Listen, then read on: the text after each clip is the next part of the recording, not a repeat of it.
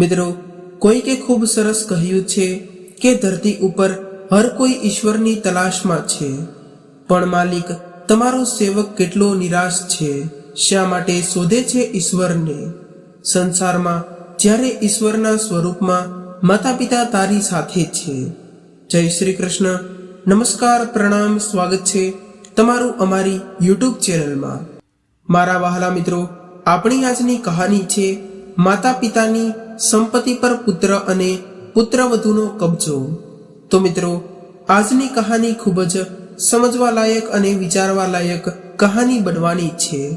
તો તમને વિનંતી છે કે આ કહાનીને અંત સુધી ધ્યાનથી સાંભળજો અને લાઈક કરી અને બની શકે તો તમારા મિત્રો સાથે શેર કરજો.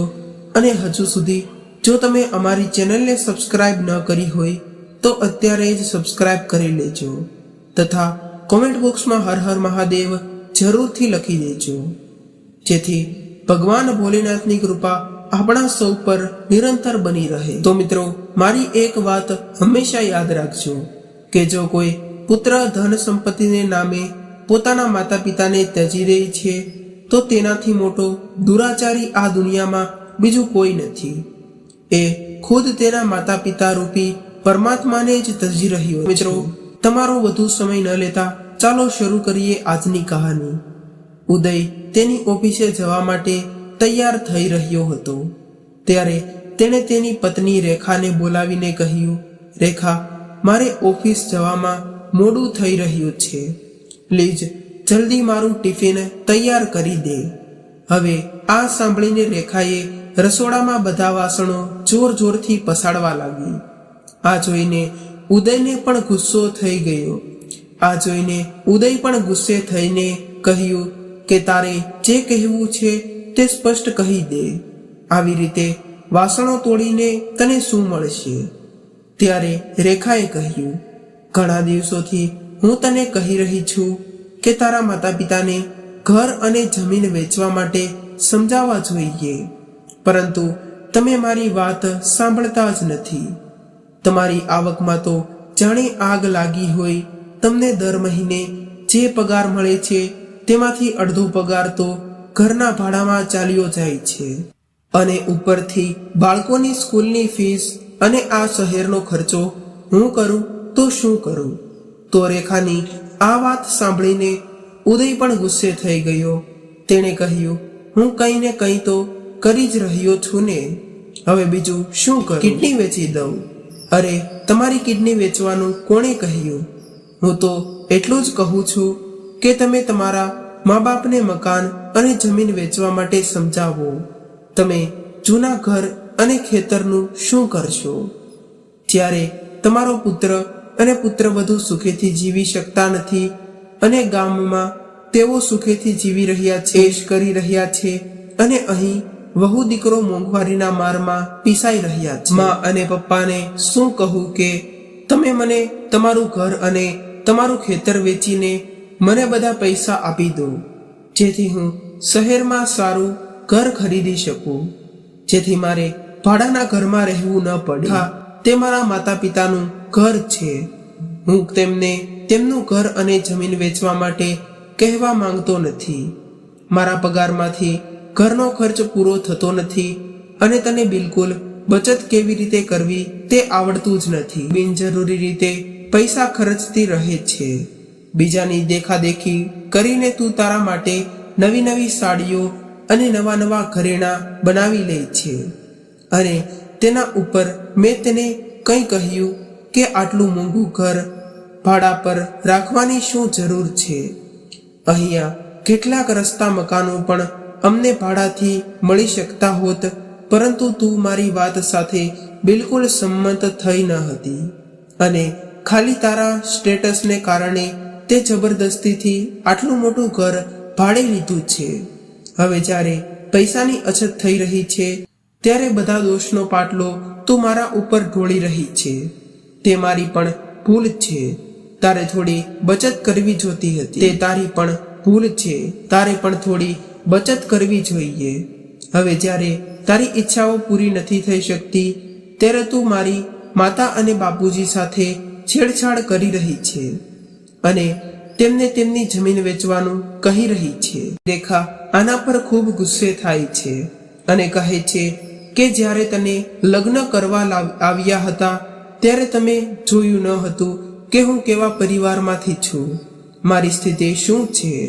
મારું નસીબ ખરાબ હતું કે મારા પિતા તમારા પિતાના મિત્ર હતા, જેને કારણે મેં તમારી સાથે લગ્ન કર્યા અને હું સાડી ખરીદું છું. તે તમારી આંખોમાં દેખાય છે. અરે હું પત્ની છું, તારી તો મને ખર્ચ કરવાનો અધિકાર છે. ઉદય અને રેખા વચ્ચે રોજ આ પ્રકારની લડાઈ થતી હતી. હવે ઉદય રોજના આ લડાઈ ઝઘડાઓથી ખૂબ કંટાળી ગયો હતો. હવે તેને પણ તેની પત્નીની વાતો સાચી લાગતી હતી. ઉદયને હવે લાગવા લાગ્યું કે જો આપણે શાંતિથી જીવવું હોય તો માતા અને પિતા સાથે વાત કરવી પડશે. એક દિવસ તો રેખાએ ઉદયને ધમકી આપી કે તું પત્ની, બાળકો અને માતા પિતામાંથી એક પસંદ કર. જો તું તારા માતા પિતાને પસંદ કરીશ તો હું તને છૂટાછેડા આપી દઈશ અને હું મારા માતા પિતાના ઘરે જતી રહીશ. અરે તું દર મહિને ભરણ પોષણ આપતો રહેજે, તો જ તારા આ ઘમંડનો અંત આવશે. આ રોજબરોજના ઝઘડાઓથી કંટાળીને ઉદયે નક્કી કર્યું કે જો આપણે સુખીથી જીવવું હોય તો પછી મારે મારા માતા પિતા સાથે વાત કરવી પડશે, નહીતર એક દિવસ મારું આ વસાવેલું ઘર તૂટી જશે. પછી એક દિવસ ઉદય તેની પત્ની રેખાને કહે છે કે રેખા, ચાલ હું મારી માતાને આ વાત કરું છું.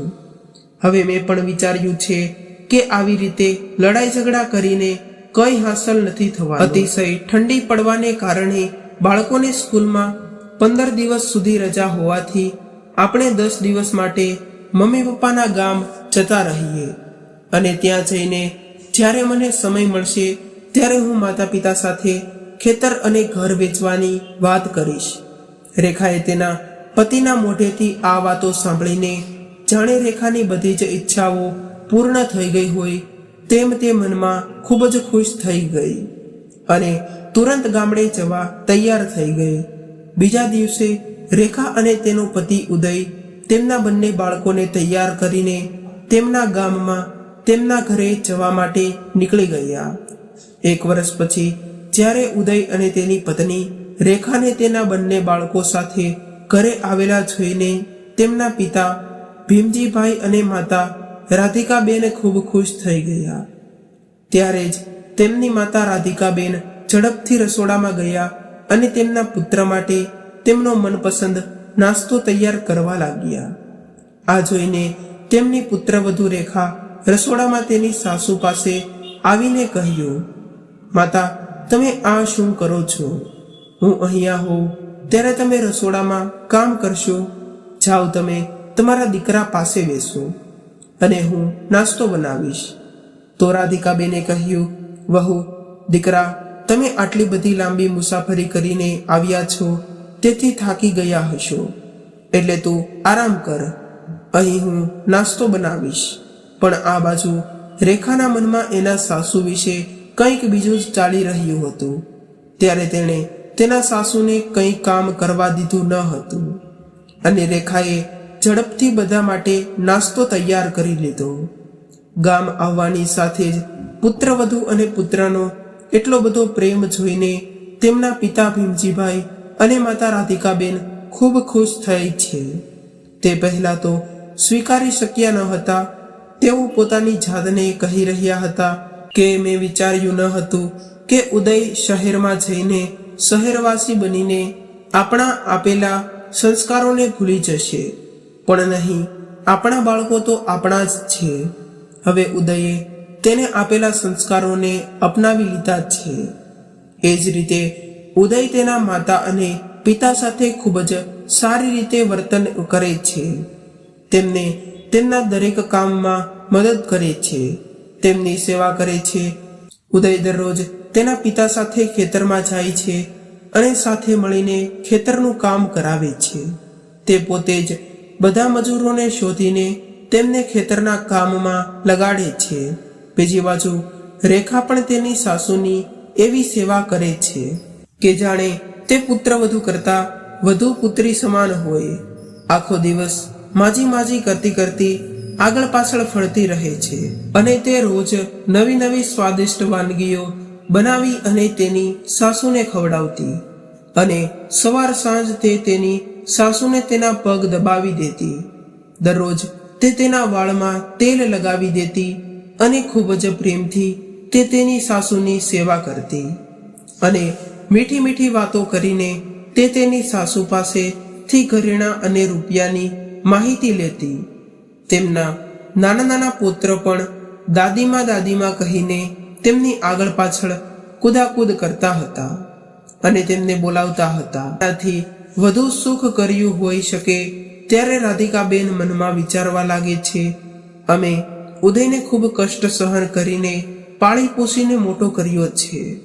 આજે અમને અમારા ઉછેરનું ફળ મળી રહ્યું છે. અમે તો વ્યર્થમાં ચિંતા કરતા હતા કે ઉદય કદાચ શહેરમાં ગયા પછી બદલાઈ ગયો હશે.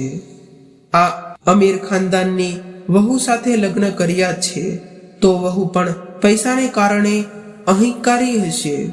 તે આપણને નહીં સમજે પણ આપણી વહુ તો સાક્ષાત લક્ષ્મી છે. તે તેના માતા પિતા કરતા અમારી વધુ સારી સેવા કરે છે. તે અમારો બંને પતિ પત્નીનો ખૂબ જ આદર કરે છે. ઉદય અને રેખાનું આવું વર્તન જોઈને અમારી આસપાસના લોકો પણ એમને કહે છે કે તમારો દીકરો ખૂબ સંસ્કારી છે. તમે લોકો ખૂબ નસીબદાર છો કે તમારો દીકરો શહેરમાં ગયા પછી પણ તમારા મૂલ્યોને ભૂલ્યો નથી. આ સાંભળતા જ ભીમજીભાઈની છાતી ગજગજ ફૂલી પહોળી થઈ જતી અને ગર્વથી તેનું મસ્તક ઊંચું રાખીને ફરતા. એમની વહુ અને દીકરાનો આટલો પ્રેમ અને સ્નેહ જોઈને હવે ભીમજીભાઈ અને રાધિકાબેનને તેમના મનમાં તેની પુત્રવધુ અને પુત્ર સાથે રહેવાની ઈચ્છા જાગવા લાગી. એ પણ એમની વહુ અને દીકરા સાથે જોઈને રહેવા માંગતા હતા. આવું વિચારીને એક દિવસ ભીમજીભાઈને તેમના પુત્ર ઉદયને પૂછ્યું, ઉદય દીકરા, શહેરમાં તને કેટલા રૂમનું ઘર ભાડે લીધું છે? ત્યારે ઉદયે કહ્યું, પિતાજી, 2 જ રૂમનું ઘર છે. એમાં એક રૂમમાં તો અમે રસોડું બનાવ્યું છે અને બાળકોને ભણવામાં ઘણી તકલીફ પડે છે. તેથી તેઓ ટેરેસ કે બાલ્કનીમાં બેસીને અભ્યાસ કરે છે. મારો અડધો પગાર તો ભાડામાં જ ચાલ્યો જાય છે અને બાળકોની ફી, શહેરનો ખર્ચ, મારો આખા મહિનાનો પગાર આ બધી બાબતોમાં જ ખર્ચાઈ જાય છે. તમે તો જાણો જ છો કે કંઈ વધતું નથી. તેમના દીકરાની આ દુઃખદ વાતો સાંભળીને ભીમજીભાઈને દુઃખ લાગ્યું અને તેમણે કહ્યું, તો પછી દીકરા, ત્યાં ખૂબ તકલીફ થતી હશે ને? આ તો સારી વાત નથી. દીકરા, બસ હવે હું એવું વિચારતો હતો કે આપણે આ ગામડાનું ઘર વેચી દઈએ અને તેના જે પૈસા આવે તેનાથી શહેરમાં પોતાનું એક સરસ ઘર ખરીદીએ તો એવું રહેશે. એ વાત તો ઉદય પોતે તેના પિતાને કહેવા માંગતો હતો, પણ તેના પિતાએ તેને પોતાના મનની વાત કહી. આ સાંભળીને રેખા પણ ખૂબ ખુશ થઈ ગઈ, જાણે તેની મનની ઈચ્છા પૂર્ણ થઈ ગઈ હોય. જ્યારે 10 દિવસમાં તમે મને આટલું સુખ આપ્યું છે તો પછી મારી ભાવિ વૃદ્ધાવસ્થા પણ દીકરો સુધારશે. તેથી દીકરા, હવે અમે બંને તમારી સાથે શહેરમાં રહીશું. હવે અમને પણ એવું લાગવા લાગ્યું છે કે અમારે અમારા પુત્ર અને પુત્રવધુ સાથે, અમારા પૌત્ર સાથે રહેવું જોઈએ. આ દરમિયાન રાધિકાબેને પણ કહે છે કે તમે મારી લાગણીઓ વ્યક્ત કરી. હું પણ કેટલાય દિવસોથી મારી વહુ અને દીકરા સાથે રહેવાનું વિચારતી હતી, પણ તમારા ડરના કારણે મેં કંઈ ન કહ્યું. પણ હવે તમે વધુ વિલંબ ન કરો, જલ્દી કંઈક કરો, જેનાથી કરીને અમારે અમારી પુત્રવધુ અને પૌત્રો સાથે રહેવું છે. ત્યારે ભીમજીભાઈએ એવો નિર્ણય કર્યો કે ગામનું આ મકાન વેચી અને શહેરમાં જઈને એક નવું ઘર ખરીદશે અને ત્યાં રહેશે.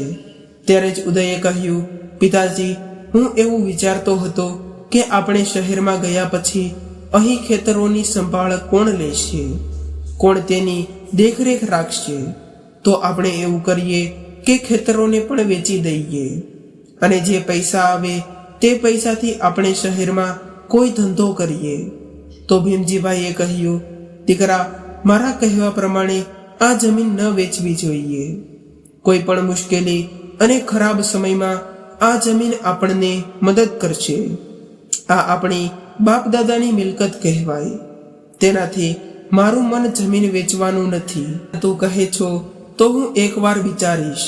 હવે આ નિર્ણય લીધા પછી ભીમજીભાઈ તેમના ગામના એક ખૂબ જ નજીકના મિત્ર વેલજીભાઈ પાસે જાય છે અને કહે છે, વેલજીભાઈ, હું મારી જમીન અને મકાન વેચીને મારી પુત્રવધુ અને પુત્ર સાથે શહેરમાં રહેવાનું વિચારતો હતો.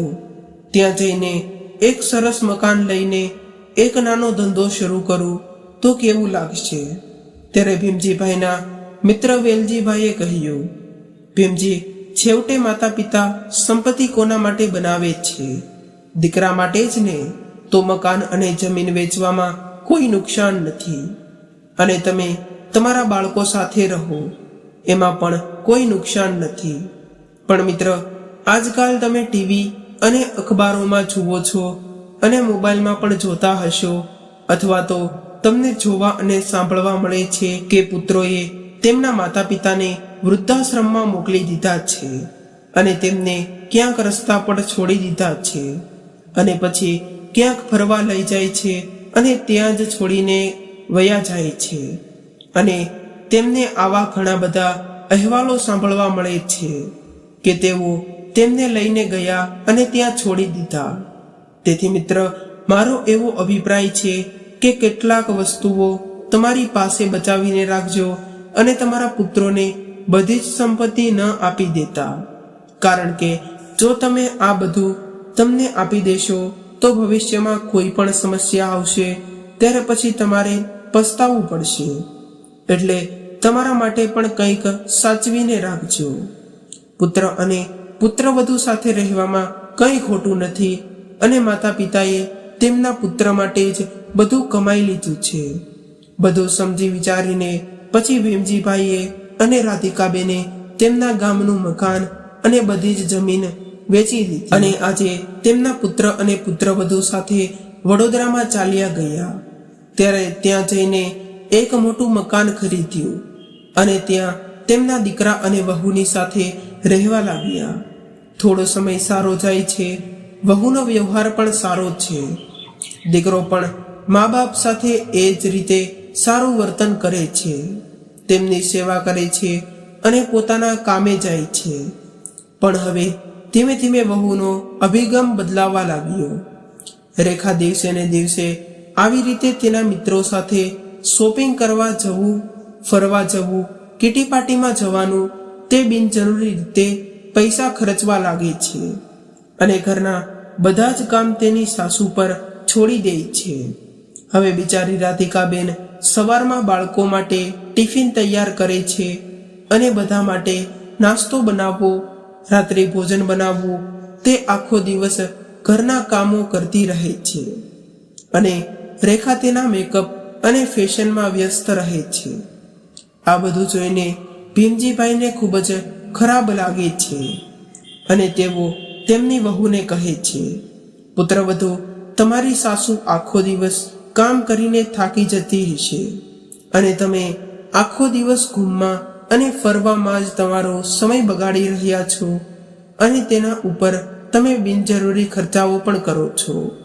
તમે દરરોજ બેંકમાં જાઓ છો અને પૈસા ઉડાડતા રહો છો. કૃપા કરીને તમારી માતાને કામમાં મદદ કરાવો. તમારી સાસુ બિચારી ઘરડી થઈ ગઈ છે.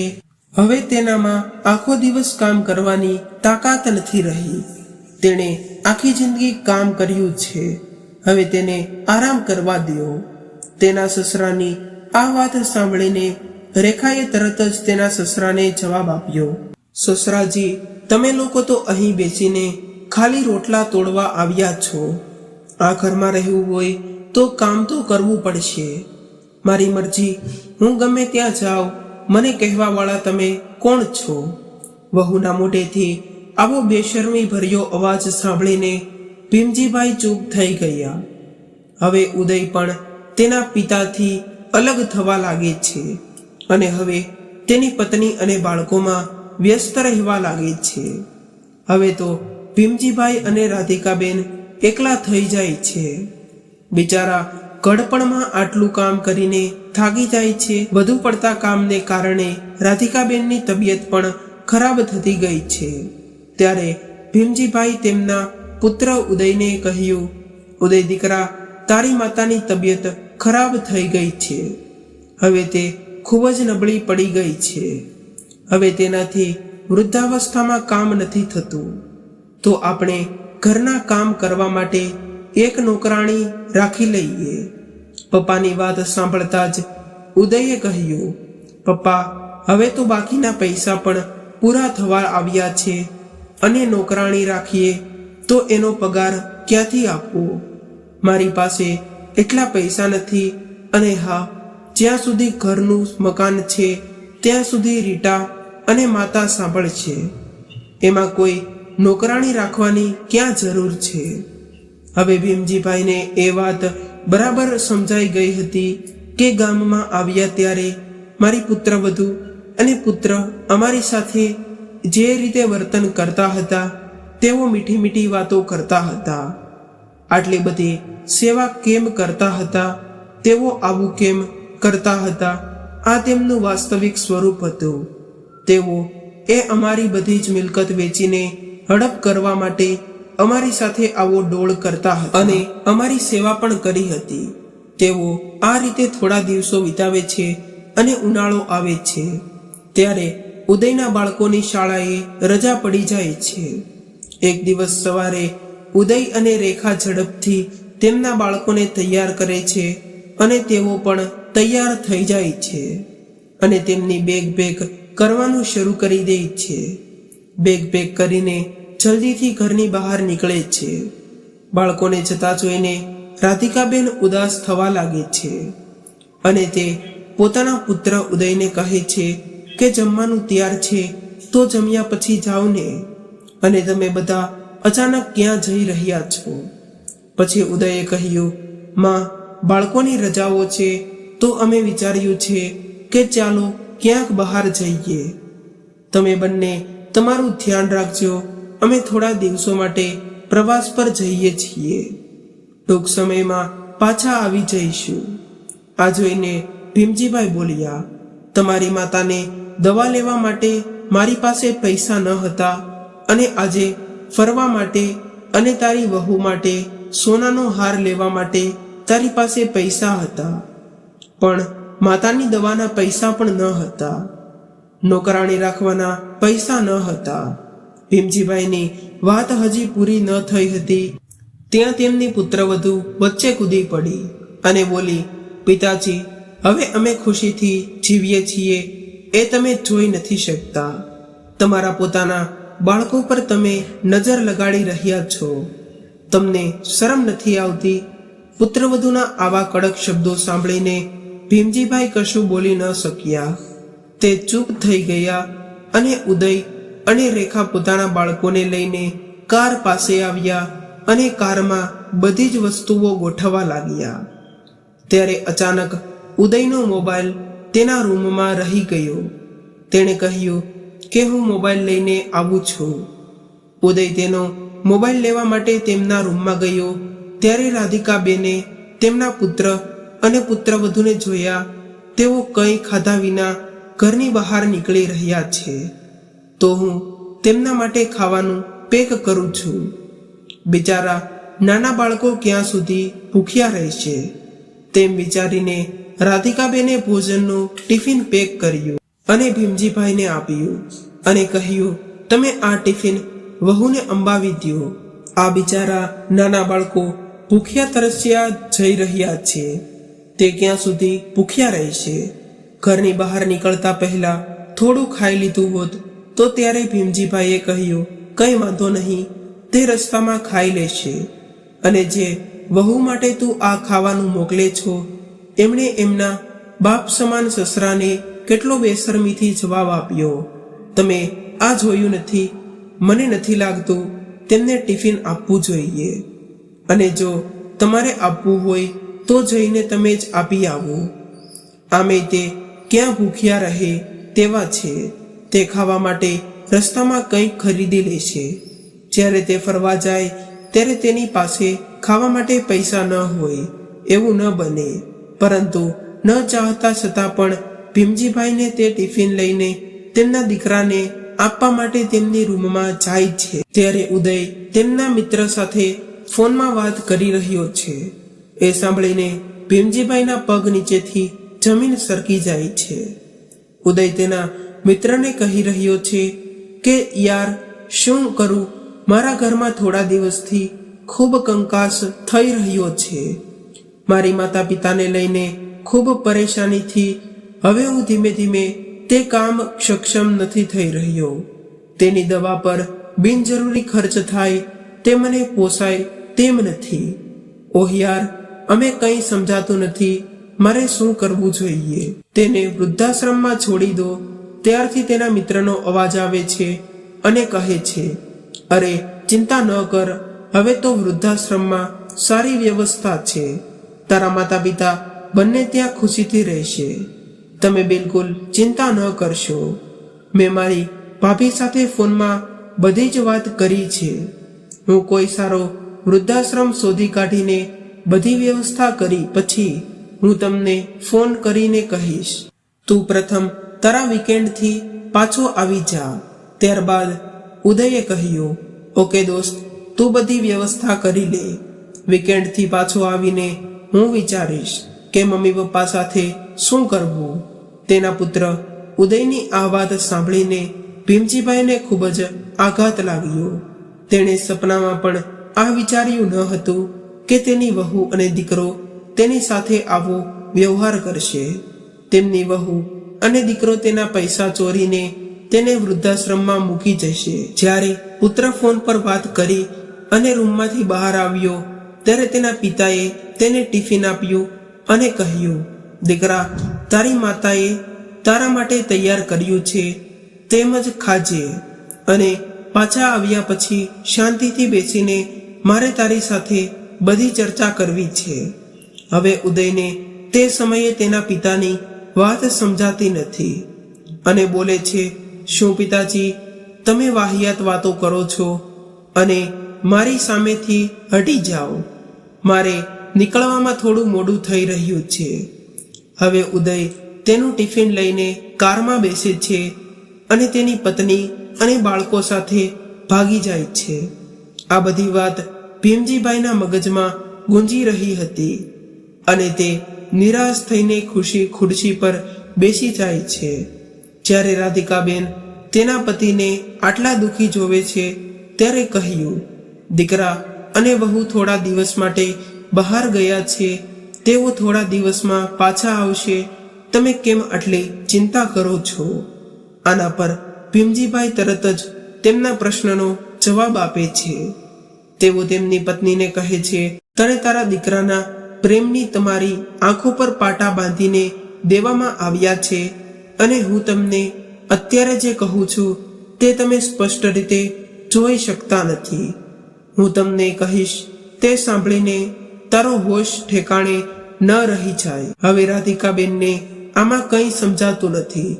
પછી તેણે કહ્યું, શું વાત છે અને મને કહો તો ખરા. તને કદાચ ખબર નહીં હોય કે પુત્રવધુ અને દીકરો જે બહાર ફરવા ગયા છે, જ્યારે તેઓ પાછા આવશે ત્યારે અમને વૃદ્ધાશ્રમમાં મોકલવામાં આવશે. તેઓ અમારી સેવા કરતા હતા, એ તો એની ચાલ હતી. આ બધી તેની યુક્તિ હતી. તેઓ અમારી સેવા કરતા હતા જેથી તેઓ અમારું ખેતર અને મકાન વેચીને તેઓ શહેરમાં આરામથી રહી શકે અને પોતાનું ઘર ખરીદી શકે. તેઓએ આપણો ઉપયોગ કર્યો છે. તેઓએ આપણી સાથે એવું કર્યું છે જે દુશ્મનો પણ ન કરે. આ સાંભળીને રાધિકાબેનને એવું લાગ્યું કે તેમના પગ નીચેથી જમીન સરકી ગઈ હોય. તે તરત જ જમીન પર બેસી ગયા અને તેની પરવરિશને સાપ આપીને ધ્રુસરે ધ્રુસરે રડવા લાગ્યા. પછી ભીમજીભાઈએ તેને આશ્વાસન આપતા કહ્યું, ભાગ્યવાન, તમે આવી રીતે તમારી આંખોમાં આંસુ ન લાવો. હું જીવતો છું ત્યાં સુધી તારે કોઈ ચિંતા કરવાની જરૂર નથી. આગળ તમે જુઓ કે હું શું કરું છું.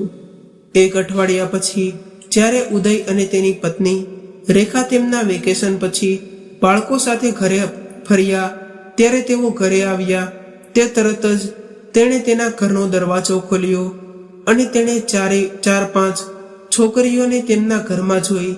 આ બધું જોઈને રેખા ખૂબ જ નારાજ થઈ જાય છે અને કહે છે, અરે ઉદય, જુઓ તો ખરા આ ઘરમાં કેવા પ્રકારની છોકરીઓ છે.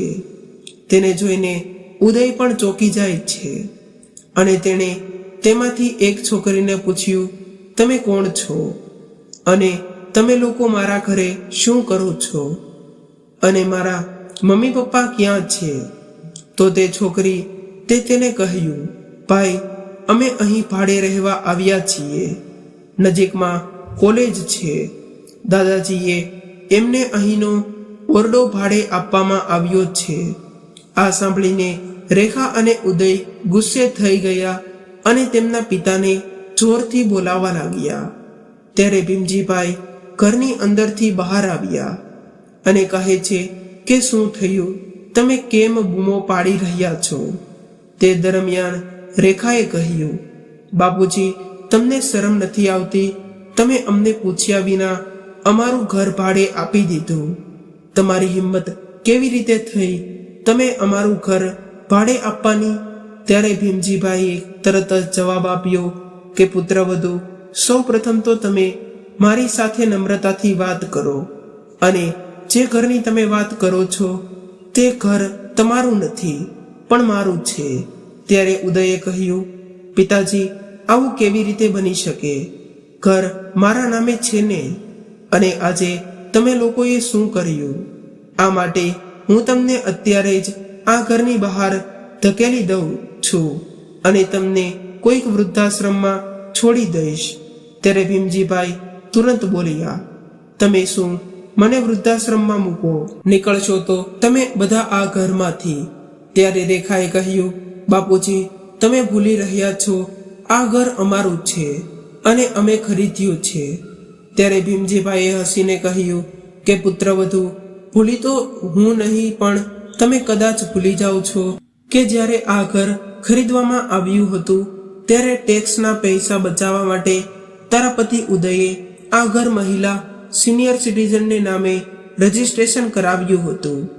એટલે આ ઘર તમારી માતાના નામે છે અને આ ઘર તમારા સાસુના નામે ખરીદાયું છે. બંને પુત્રવધુ અને પુત્ર બંને પિતાની વાત સાંભળીને સ્તબ્ધ થઈ ગયા. ત્યારે જ રાધિકાબેન પણ અંદરથી બહાર આવે છે અને તરત જ ઉદયને ગાલ પર જોરદાર થપ્પડ મારી દે છે અને કહે છે, અરે તારા જેવા નાલાયક દીકરા હોય તેના કરતાં તો વાંજિયા રહેવું સારું. જો તું તારી પોતાની સુખાકારી ઈચ્છતો હોય તો તારા બિસ્તરા પોટલા ઉપાડ અને અહીંયાથી મારી સામેથી તારું કાળું મોઢું લઈને જતો રહે. અને અમારે તારા જેવા નાલાયક પુત્રની કોઈ જરૂર નથી. અમારા પુત્ર પોત્રીઓની વાત કરીએ તો તેઓ મોટા થશે ત્યારે તેમને આ ઘર મળી જશે. તને હવે ભાડાની રૂમમાં રહેજો, જેવી રીતે તમે પહેલા ભાડાના રૂમમાં રહેતા હતા. અમારી પાસે જે હતું તે બધું વેચીને અમે તમારા ભરોસે અહીં આવ્યા હતા અને નાલાયક તું તારી પત્નીના મોહમાં આવીને તારા ભગવાન જેવા મા બાપને ધમકાવી રહ્યો છે. આજે તમને શરમ નથી આવતી આવી ધીનોતની હરકત કરતા? રાધિકાબેને આજ પહેલીવાર પુત્ર પર હાથ ઉપાડ્યો હતો. તારો બધો સામાન સ્ટોર રૂમમાં ઉપાડેલો છે અને ઉપાડો અને અહીંથી ચાલ્યા જાઓ. હવે રેખા અને ઉદય તેમના બાળકો સાથે તેમનો બધો સામાન લઈને ત્યાંથી નીકળી ગયા. ગઈકાલ સુધી તેઓ તેમના માતા પિતાને તેમના ઘરમાંથી કાઢી મૂકવા માંગતા હતા. આજે એ જ પુત્ર તેમનું ઘર છોડીને જ જતો રહ્યો હતો. તેમણે જે રીતે તેના માતા પિતા સાથે વ્યવહાર કર્યો છે તેવું જ તેમને મળ્યું છે. તો મિત્રો, ભીમજીભાઈ અને રાધિકાબેને તેમના પુત્ર અને વહુ સાથે જે કર્યું તે સાચું હતું કે નહીં, કોમેન્ટ કરીને જરૂર જણાવજો. અને જો આ કહાની પસંદ આવી હોય તો વિડીયોને લાઈક અને તમારા મિત્રો સાથે શેર કરજો. આવી જ કહાની સાંભળવા માંગતા હોય તો આ ચેનલને જરૂરથી સબસ્ક્રાઇબ કરી લેજો. અને ફરી મળીશું આવી એક નવી જ કહાની સાથે. જય શ્રી કૃષ્ણ, રાધે રાધે, હર હર મહાદેવ.